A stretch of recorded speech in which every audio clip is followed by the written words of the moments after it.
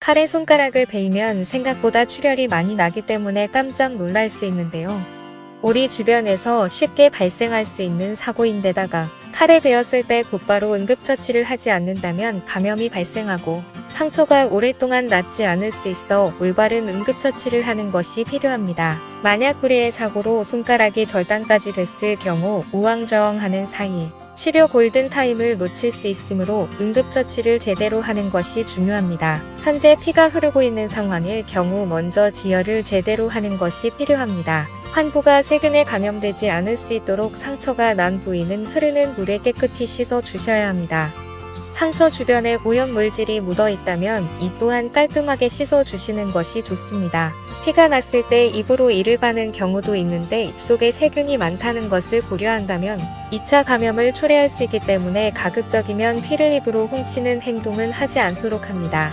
출혈을 빠르게 멈추게 하기 위해 거즈나 수건을 깨끗한 것으로 준비한 후 환부를 압박을 해주면서 지혈하는 것이 좋습니다. 출혈 부위를 감싼 뒤에는 심장보다 손을 더 높게 들어서 바다출혈이 발생하지 않도록 하는 것이 좋습니다. 출혈이 어느 정도 멈춘 상황이라면 상처 주변을 깔끔하게 소독하여 세균에 오염이 되지 않도록 주의하는 것이 좋습니다. 마지막으로 상처를 케어할 수 있는 약을 발라준 뒤 붕대로 감아주거나 반창고를 붙여주시면 됩니다. 만약 한참 지혈을 했음에도 불구하고 출혈이 멈추지 않는 경우라면 더욱 주의해야 하는데요.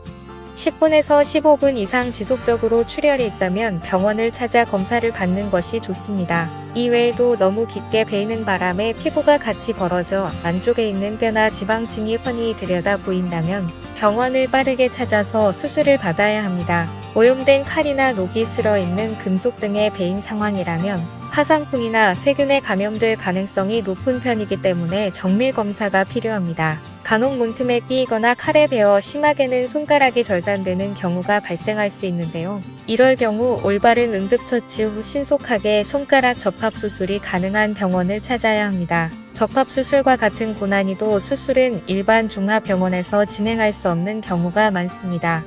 바로 병원을 찾아가기보단 119에 전화를 걸어 수부외과를 보유하고 있는 접합 전문 병원을 알아보고 방문하는 것이 바람직합니다. 손가락은 절단된 후 보통 6시간이 지나면 조직괴사로 손을 쓸 수 없게 됩니다. 따라서 신속하게 내원하는 것이 무엇보다 중요합니다. 절단 부위를 잘 보관한다면 12시간 혹은 그 이상이 지나도 수술 결과에 큰 차이가 없으므로 올바른 방법으로 보관하는 것이 중요합니다. 우선 조직이 괴사되는 것을 막기 위해 생리식염수에 적셔주고 완전히 짠 거즈나 손수건으로 감싼 뒤 비닐봉지에 넣습니다. 이후 비닐봉지를 얼음이 가득 찬 플라스틱 상자에 넣어 신속하게 병원에 방문해야 합니다. 손가락 괴사를 막기 위해 절단된 손가락을 물이나 얼음에 직접 담그는 경우가 있습니다.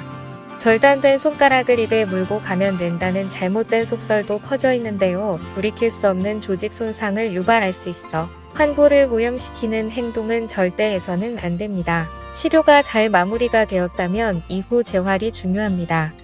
굳어진 손가락을 풀어주고 유연성과 근력을 강화하는 훈련을 꾸준히 하면 손가락의 기능이 완전히 회복되는 사례도 있습니다. 영상이 도움이 되셨다면 구독과 좋아요, 알림 설정 부탁드립니다. 오늘도 건강한 하루 보내세요.